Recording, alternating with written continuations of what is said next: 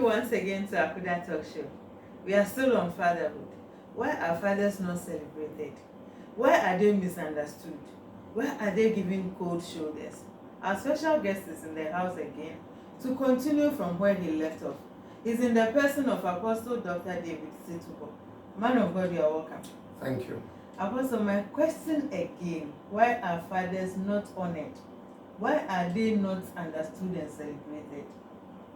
Well, thank you for having me on your show again. Akuda, you see, it all borders on this one fact that it seems our understanding of fatherhood is not up to what it ought to be or how it ought to be.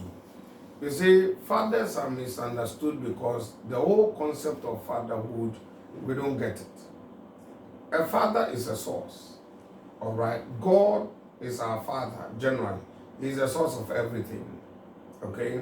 And man, as a father, is in the stead of God, as it were. So how God is, so men are, or fathers are, all the more in a fallen state. Now, I use all the more in a fallen state because unlike God being perfect, being all that we can say about him, man is not. Man is limited, man is fragile. In short, man is man, and God is God. So that the whole idea of fatherhood is misconstrued. We are like God. How God is, so we are. All the more in a fallen state. Now, I remember raising a few points. But Apostle, before you continue, a question came through that you said fathers are absent just as God is absent. That is true. My viewers don't agree with you. They want you to come again. On what basis? You see, when we refer to God not being around or being absent, we're referring to his presence not being felt or not being seen, not having any influence, as it were.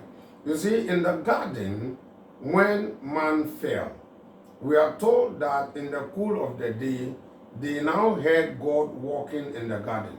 But when they had the interaction with the serpent, as it were, the devil, they didn't hear anything. They didn't feel the presence of God. That is what I'm trying to refer to, as it were. And when you consider on the cross, for instance, where Jesus laid and was dying, he said, why have thou forsaken me? Now, here is David who has said that the righteous is not forsaken nor his children begging for bread. Maybe we will say that because Jesus was carrying the sins of the world, therefore God had forsaken him. But God does not forsake his own. Now, Isaiah 59 tells us that the ears of God are not heavy, neither his hand short. But it is because of our sin that has alienated us. Come on now. So when you consider this scripture, are you going to, how are you going to look at it? We are talking about God being absent as compared to women being around, mothers being around, because his presence is not felt. And it doesn't influence anything until that which is untoward happens. That's what we're referring to. So let us just get it right. For the purposes of emphasis, we put it across in that manner that men like God will be absent because God too is absent sometimes. And Apostle, the last time you raised a few points. You were talking about election and then attention. That part couldn't go well with my viewers. Oh, there are lots of points. Permit me to go a bit deeper, if time will permit, as many as we could. Number one, I said that no man becomes a father automatically and for that matter by mistake. No, it doesn't happen. There is that election. Every man becoming a father is elected. That's point number one, election. And I bring that point because I want everybody to know that a father who is elected has been verified. And he that has been verified, be careful you don't vilify. Today, fathers are vilified because A, B, C, D didn't go well, and because we misunderstand the entirety of fatherhood, so we go on that tangent to vilify them. But you see, whom you vilify, the Lord has verified. So don't vilify he that has been verified. It's as simple as that. And no single individual, a father, becomes a father by mistake just because you engage in the conjugal act. The woman got pregnant, went through the gestation period of 9 months, and then gave birth to a child. So you became a father just by mistake. No. You see, Jeremiah 1:5 says that before you were formed, so there was that pre-existence, and it is known that in the loins of a man, the pre-existence from God are kept in there. So for one to be brought into the world when the time is, the father is chosen, the father is picked, and is verified to be. So when you become a father, you were chosen, you were elected. That election took place for you to become. You see, or for you to be, so you become. Therefore, let no individual, let no man who becomes a father begin to regard it all as a mistake. No, it is not a mistake. It might not be planned, but it is not a mistake. You understand that? Very, very important. Now, the next point number 2 that I would want to handle is information. Now, when God created man, he blessed man. Information number 1. He said, be fruitful, multiply, replenish the earth, subdue, and have dominion over it. That is 1. Now, you see man placed in the garden and was given another information that work, dress, and keep it. That is another information given man. Now, we also go ahead to realize that God gave man another information again, that be in charge, have dominion over everything. Everything is under you. He was given the right, the mandate to name all the animals as it were. Additionally, man was told that he has the right, he could eat everything. But there is a particular tree in the middle of the garden, strategically positioned.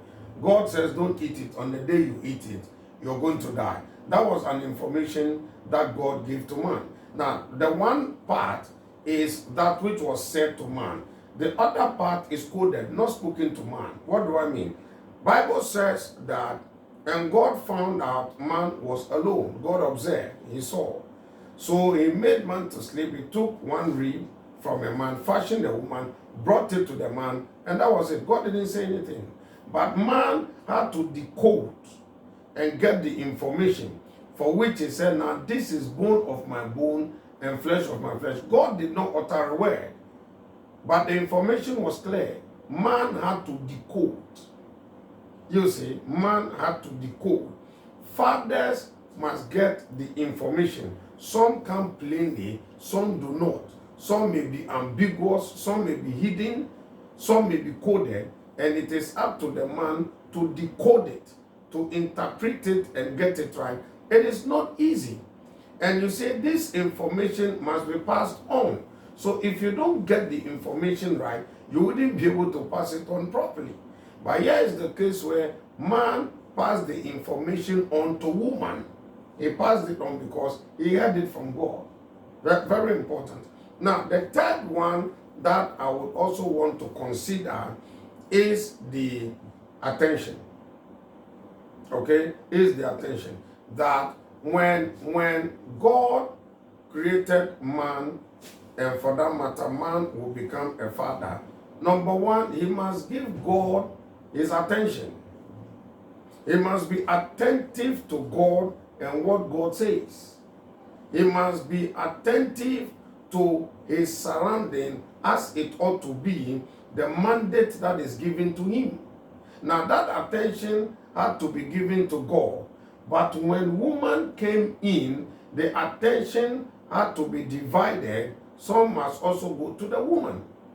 That is why when man was given the woman, immediately the woman came, his attention also went to the woman, and he could now make that statement and say, now this is bone of my bone and flesh of my flesh. Because he paid attention, he gave attention to the woman. Very important. Now, this attention thing, when you look at it deeper and deeper, you will see that man stands like at a crossroad. At one breath, at one point, his attention must be given to God, and at another breath, the attention must be given to the woman. Man. But Apostle, what we see of late, do men, like you said, he should give his attention to God and also to the woman. But now there are many women. The attention is divided. And the woman in the house doesn't get it at all. Akuda is because man must give attention. And he must give attention to God, and he must give attention to the creation of God. So when the attention comes that way, may God have mercy. It's not easy to be a man. You see, until we come to terms to understand this, which is the truth, we may continue to vilify, which I tell you, it's not good, it's not cool, it's not the best, and it must be stopped to a very large extent. Oh yes, it must be stopped. This attention thing, a man will be at the crossroad. At one breath, God has said, so he has given God that attention. In obedience, he wouldn't eat because he knows he's been told don't. The day you eat, you die. He gave woman his attention also because he is required. He is expected on the fact that he must also give the woman attention. He gave woman attention, and that causes demise. That brought about the falling, because there is a woman who had come with evidence that I ate it, I didn't die. So attention, man's attention is divided at various points in time. And it is not easy to have divided attention. In most cases, when you have divided attention, falling is imminent. Falling is so imminent. I mean, let us sympathize with men, and for that matter, fathers. It ain't easy like that. Someone will ask, what has this got to do with men's lackadaisical attitude? Like we see it. Lackadaisical attitude in what sense? You see, let us not jump the whole thing. So take it easy. Let us develop the points and understand fatherhood before we begin to throw the various jabs that we want to. Okay? Now, man has gone through election, information, attention. Now, let's look at the fourth point. Man gives affection. That's the fourth point. Man must give. Do men give affection? Oh, come on. It's women. From no. Women excel in that field. Hello, how could I say? Take it easy. See. Immediately, woman was brought to man. Man had to decode, and when he decoded, he said, "Look at the words he used." He said, "This is now bone of my bone and flesh of my flesh, and she shall be called woman. For this cause, for this reason, shall a man leave his father and mother and cleave to the woman, and the two shall become one flesh." This is Adam speaking serious love, acknowledging, accepting, loving, regarding, valuing, appreciating, and cherishing the woman. This is affection. And a man gives this to his woman. He is required, he is demanded. He carries that mandate to give that affection to the woman. It's not easy to decode. It's not easy. But man must decode, get the information, and right there and then, he must give the affection to the woman. And you're going to say that men do not give affection to the woman. In fact, Ephesians chapter 5 tells us that men, and for that matter, fathers, are required to love their wives as Christ loved the church. Today, what do we see? Women are excelling in Women that. are not supposed to love. They are told But to women submit. are excelling in that. Okay, fine. But then this is the mandate given to them. But I think it's because the men have shirked that responsibility. So women are taking it is not easy to love. Yeah, Apostle. If women do it and they do it so well. If you think it is easy. Now, John 3:16 says that for God so loved the world that he gave his only begotten son, blah, blah, blah, like that. Now, Jesus who came, the express image of the Father who came and would have to die to save man. Yes, he did. In the Garden of Gethsemane, what did he say? He said, Lord, let this cup pass over me, but not my will, let your will be done. All right? On the cross, he had to cry and say, my God, why have thou forsaken me? Not an easy thing to show love. Giving love is not easy. It's a different ball game altogether. And that demand is placed on man, not placed on a woman. It's placed on man. So why are women? Women play the general aspect of love, where you are told, love the Lord your God with all your strength, your soul, your mind, right, your heart. But men are given the mandate alongside this one. Love your neighbor as yourself. Women do that. But for men, you are now mandated that as Christ loved the church, men, love your wives. Same. You think it's easy? It's not easy. Not at all. Sympathize with men and understand men. Why are you laughing? I was so sympathy. Why are you laughing? Would that be said, or if the coin was tossed? The coin need not be tossed. Let's not even worry tossing the coin in this case. Don't worry. We shouldn't toss the coin. No. See, now the next point is that it is direction. Okay, from the affection you give direction, because in that statement, Adam said, he said, for this cause shall a man live. For this cause shall a man live. Therefore, it is embedded on men to know the very end, to direct the course that must be taken. And you think it's easy? Are they doing that? Sometimes God will tell you, leave. He told Abraham, Genesis 12, leave to a land I will show you, ambiguous. He told Abraham again, he said, your son, your only son whom you love, go sacrifice him on a mountain that I will show you. And then that is just it. But you need to embark on that journey because God has said so. Now, the ambiguity of what he says is that you don't even know where you're going. But yet you are expected to take the step to make the move. It's not easy. So men are mandated or demanded or expected to lead. By means of that direction, they must take the lead. And in leading, you create a path for those following to get it right as they follow your steps. It's not easy, my dear. It's not easy at all to be the one directing, to be the one leading. You face all the challenges, all the difficulties, all the problems. You face them that are ahead of you. You face them, you battle them, and you create space. You create space. You cut off all the debris. You clear off all the debris. You cut off all the trees, all the stumbling blocks. You deal with them, all the barriers, and you create the space. And you take the lead. As you lead, you become the example. You are copied, you are followed, because you are the example.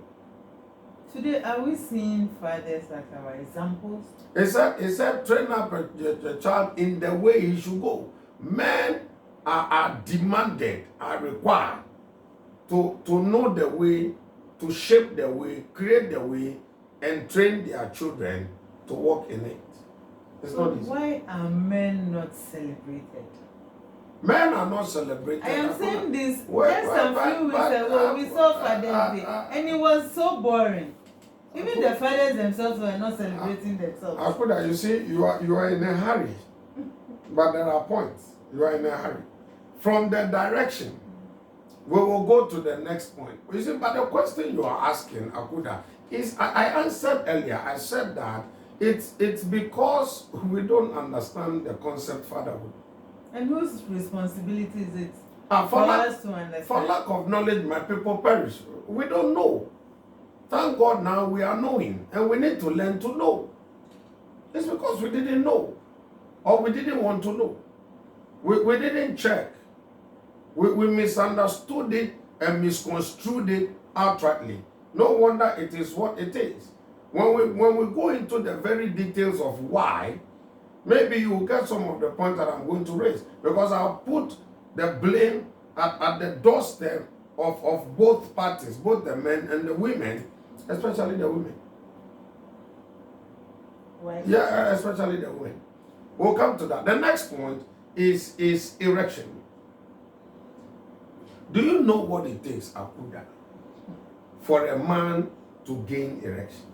Just arousal. You think so? Yes. You see, many people think that it is just arousal Yes. that causes a man to gain erection.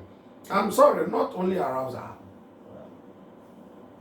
Women are aroused. Do they get erection? They are not given that. So there's no form of erection, so to speak. We understand that. No problem. But do you know what it takes for a man to gain erection?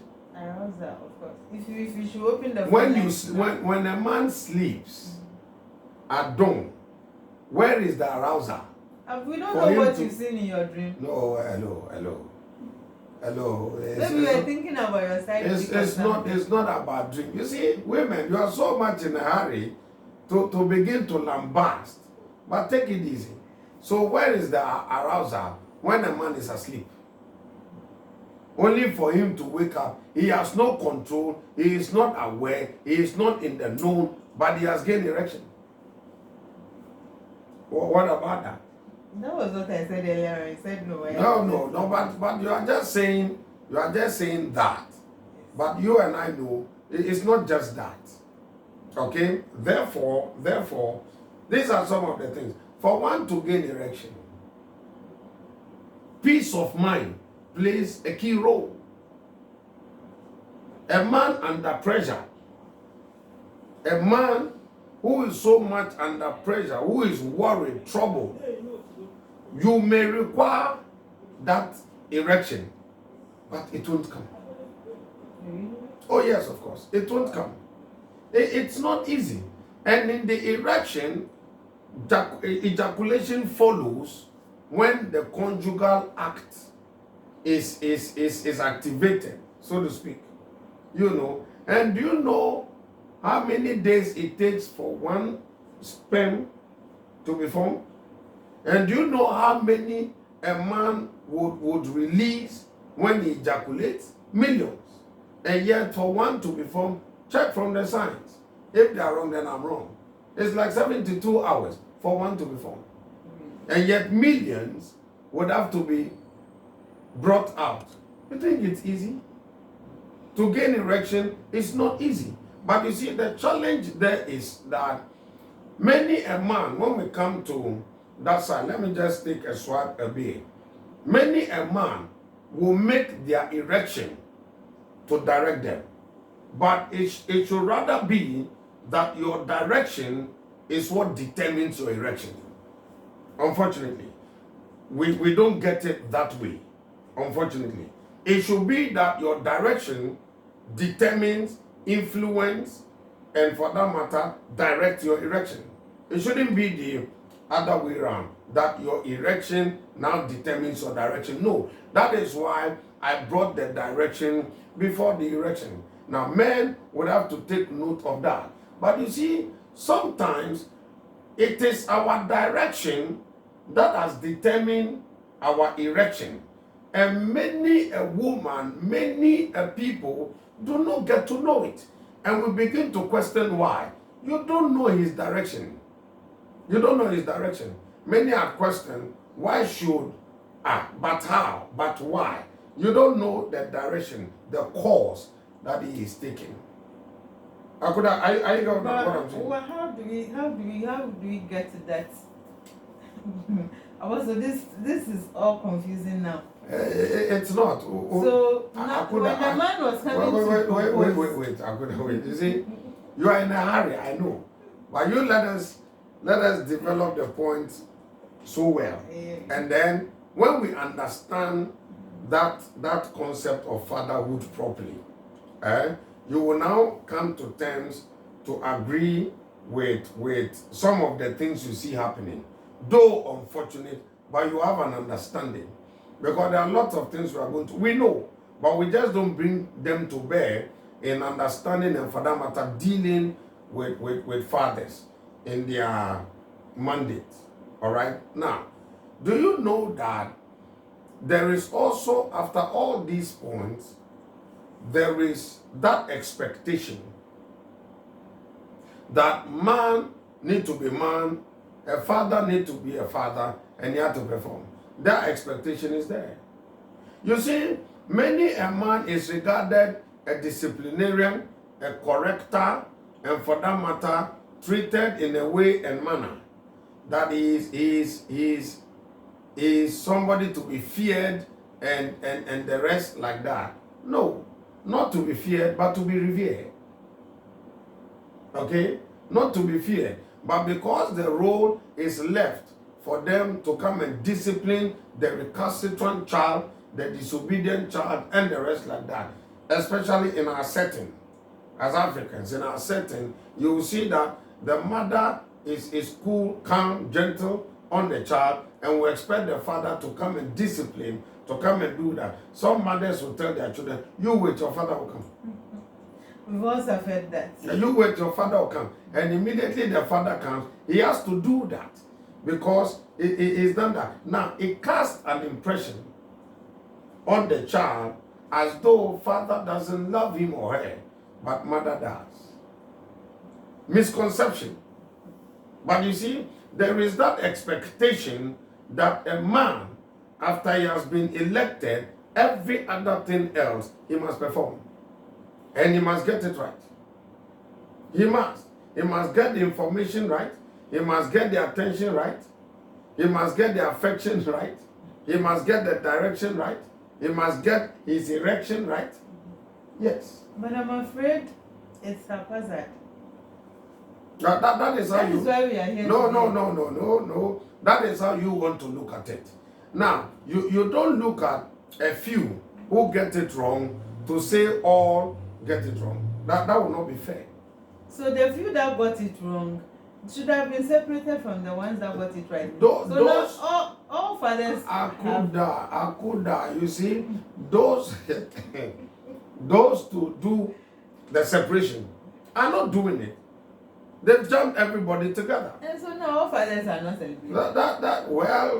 But it's unfortunate. That is not fair. I mean, that is not fair. So let us understand. You see, the expectation is there. And man is expected. It looks like my time is almost up, but I want to ask this before we go. If a woman's character pushes a man away from home, does that leave the man to be a responsible man? I know we will not finish, we'll continue. If a woman's character, yes, that's what pushes a man away from home, does that leave the man to be an irresponsible man? Is there anything called irresponsible man? Irresponsible father? Well, things happen in our world, and when men, and for that matter fathers, fail in their mandate to be fathers, and for that matter to be responsible as expected, if they fail, they become irresponsible. Unfortunately, if they fail. Now, you see, the point is, we like to give excuses, but we need to stop that, and we shouldn't follow that tangent. It is wrong. My viewers will not agree with you with what you said today, but next week, as we are coming back again, you would have to come and answer the rest of the questions for us. Until we come again your way, I am Akuda. Let's get talking.